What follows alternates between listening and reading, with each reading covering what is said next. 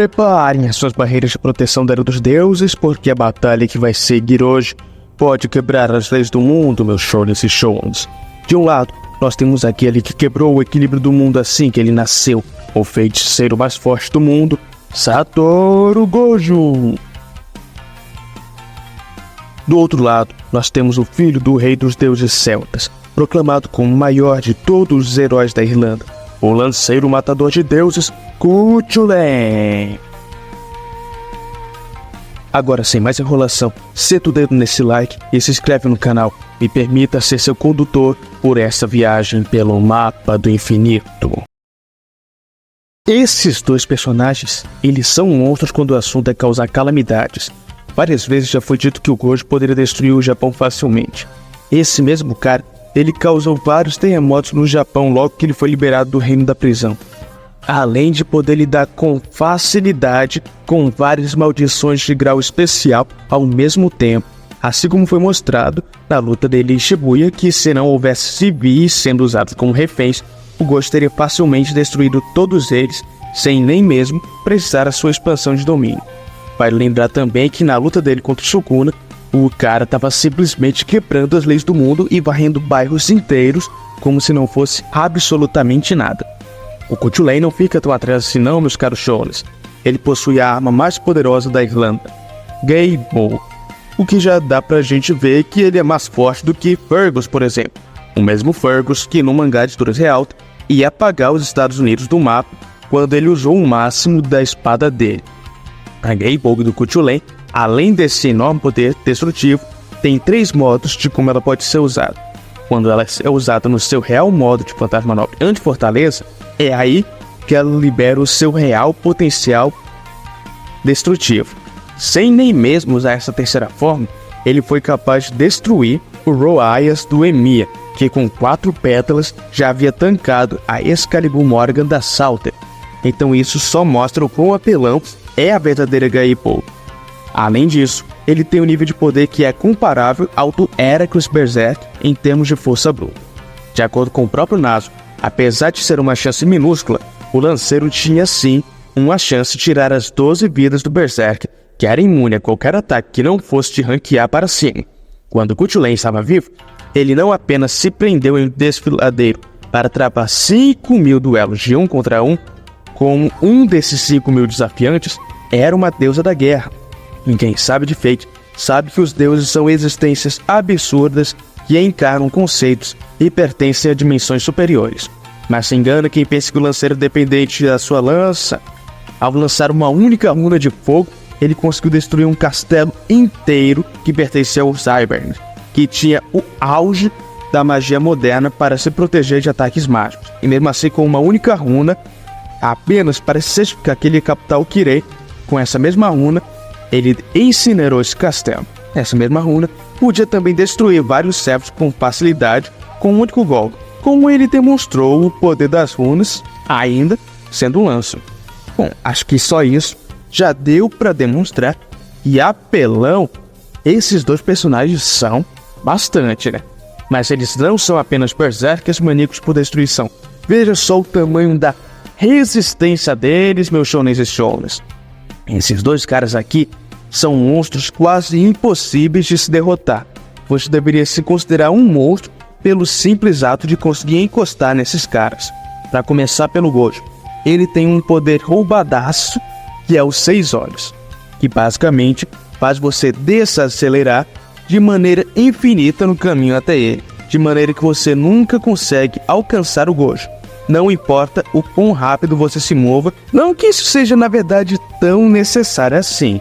Durante a luta dele contra o Sukuna, ele até mesmo chegou a desativar o infinito para deixar o Rei das Maldições tocar nele e mostrar que mesmo sem o infinito, ele conseguia receber os golpes do Sukuna e permanecer de boaça, meus amigos. Auxiliando essa resistência absurda do Gojo, nós também temos a capacidade extraordinária dele de usar energia amaldiçoada reversa, que permite a ele ficar de boa até quando ele entrou na expansão Domínio, chegando até mesmo a ser decapitado pelo Sukuna nessa expansão.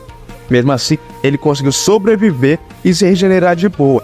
Tanto que para capotar o Gojo de vez, o Sukuna precisou cortar o mundo com o desmantelar, para só assim ele conseguir capotar o Gojo de vez.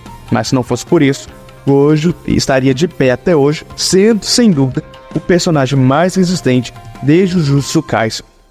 Mas o Lancer não fica tão atrás assim em termos de resistência não, meus amigos.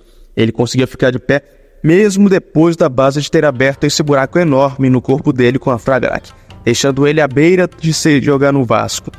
Além de ele ter lutado contra o próprio Rei dos Heróis por longas 12 horas, graças à sua proteção contra flechas, que basicamente faz com que seja impossível acertar o lanceiro com ataques de longa distância. Se você quiser vencer o Kuchulain, você precisa lutar contra ele em um combate físico, ou então com poderosas maldições, ou então usando o ataque que sempre ataca primeiro. Não é sem motivos que a maioria das habilidades do Lancer envolvem a sua sobrevivência. Capotar ele é uma tarefa difícil mesmo para os servos mais fortes. Não é sem motivo que ele sobreviveu a uma luta com o Yamato Takeru e o filho de Miyamoto Musashi ao mesmo tempo. Mesmo quando ele só tinha metade do poder espiritual dele, porque um certo deus aí tinha roubado ela, mesmo assim ele conseguiu sobreviver a uma luta contra Skatad, que é uma lascando assassina de deuses, o que só dá pra ver ainda mais do quão roubado o Lancer é. Mas o destaque desses dois personagens é na verdade a sua velocidade. A velocidade do Gojo sempre foi algo difícil de calcular, principalmente porque ele está sempre usando o teletransporte dele, que é uma técnica dele que nunca foi explicado como funciona, mas que permite que ele vá de um local para o outro instantaneamente, podendo assim realizar trajetos de grande percurso em uma velocidade instantânea. Mas a velocidade de reação do Gojo pode ser facilmente equiparada à do Sukuna e à do Hajime. O Hajime que nós conhecemos por ter a mesma velocidade dos relâmpagos, ou seja, o Gojo é facilmente um personagem com velocidade que ultrapassa o Mach 1000, no mínimo, mais de 1000 vezes a velocidade do som. E o Chulain não fica tão atrás assim no quesito de velocidade, meus amigos. De acordo com o próprio Emiya, os lanceiros são a classe mais famosa em termos de velocidade, e que mesmo entre essa classe, que é famosa pela sua velocidade, só tem 3 lanceiros que têm a velocidade do Kuchulain. Ou seja, nós podemos aqui concluir que pelo menos dos servos padrões que tem Sandgraph padrão, o Kuchulain está no top 3 em termos de velocidade. Vale lembrar que vários servos que são mais lentos do que a elite de velocidade dos servos já podiam facilmente interagir com ataques do nível de relâmpagos. Só lembrar, por exemplo, de Tesla e do próprio Iskandar, que são famosos por ataques que envolvem arremessar relâmpagos. Nós já podemos concluir que os servos são facilmente acima de Mach 1000, pelo menos em velocidade de reação, meus amigos.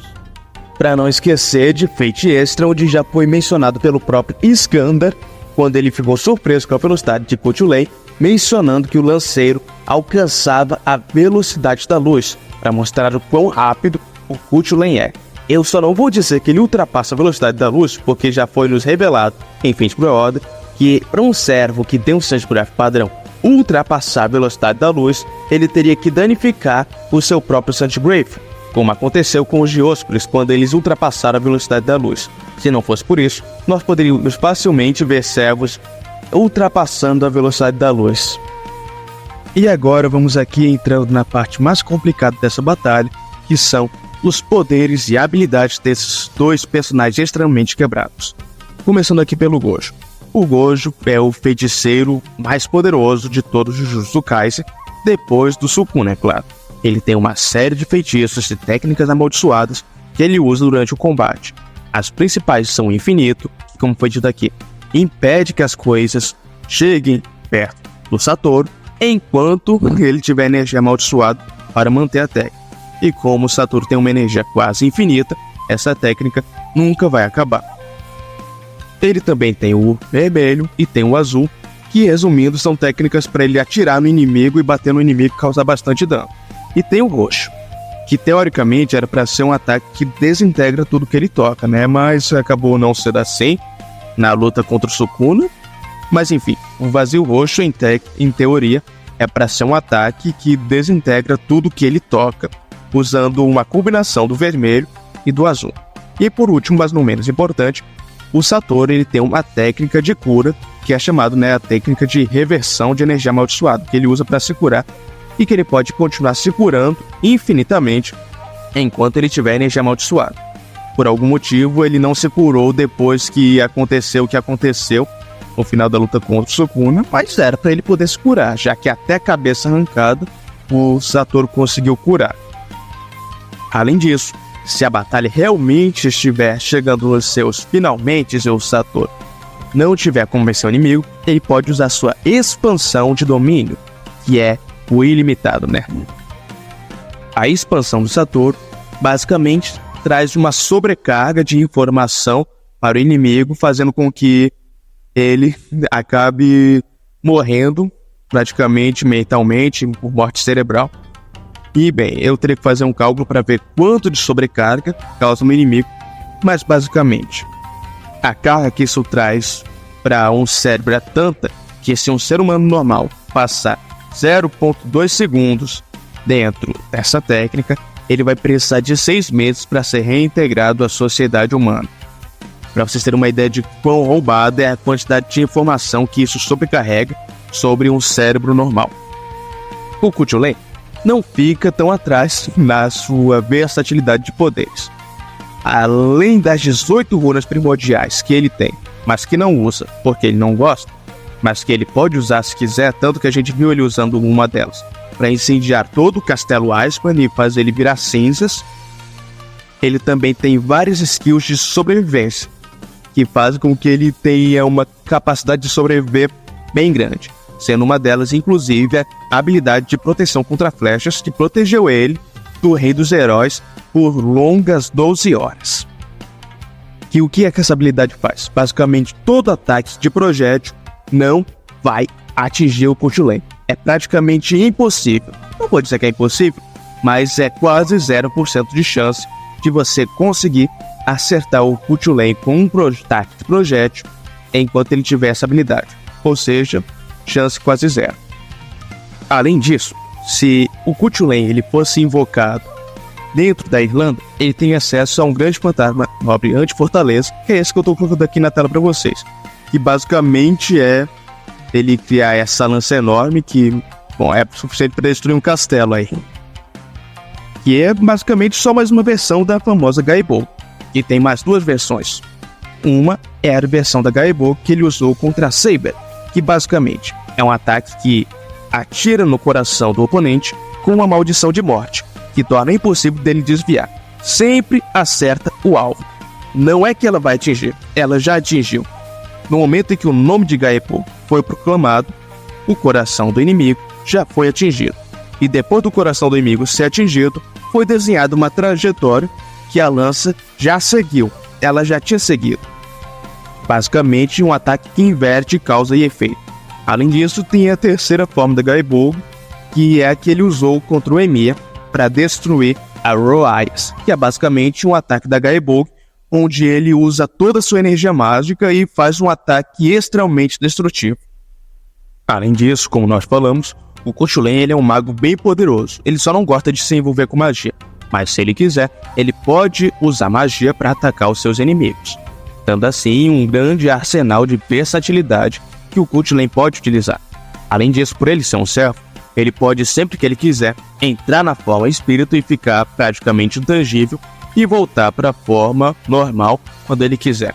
Além disso, por ele ser um servo, qualquer ataque que não possui energia mágica não vai causar nenhuma sorte de dano dele, já que como ele é um servo, ele tem um corpo feito por espíritrons e não por átomos, então é preciso de uma energia que também interaja com os espíritrons para conseguir atingir ele e causar algum dano real. Dito isso, vamos para o resultado dessa batalha. Para começar essa batalha, nós vamos considerar que os dois entraram numa batalha com um terreno cheio de obstáculos, para que dessa forma, ambos os personagens possam utilizar todas as suas habilidades ao máximo. E apesar de eles entrarem num terreno cheio de obstáculos, eu vou fazer com que o Kuchulain já comece a batalha usando uma das 18 runas primordiais. Essa runa primordial é uma runa que faz com que a batalha aconteça por 100% de certeza. Basicamente, é um contrato onde você obriga o seu oponente a participar da batalha. Ele não vai poder fugir da batalha. Uma vez que a batalha começou e essa runa foi desciada, a batalha tem que acabar com a morte de um ou de outro. E essa é uma batalha interessante de se analisar, porque dificilmente um dos dois vai conseguir tocar o outro. Porque apesar de o Kuchulain ter uma velocidade superior à do Gojo, ele não tem nenhuma forma de passar pelo infinito ainda. Porque o infinito vai impedir que ele toque o Satoru Gojo. E o Gojo, por outro lado, não tem nenhuma forma de se aproximar do Kuchulain. Porque se aproximar do Kuchulain é o mesmo que querer morrer. Você não vai querer ter uma runa de morte desenhada em você e ter uma morte instantânea. Você não vai querer travar uma batalha X1 contra o Kuchulain. Isso é basicamente tolice. Nenhum servo trava uma batalha um contra o Kuchulain. Nenhum. Nem mesmo o Heracles, o lascando Heracles, tem chance uma batalha um contra o Kuchulain, pra vocês terem uma noção. Com exceção da Basset e de talvez o Karna Santa e da própria Skartath, o Kuchulain é o servo supremo em termos de combate físico. E por outro lado, o Satoru também não tem como atacar o Kuchulain com os ataques mágicos dele, com os feitiços.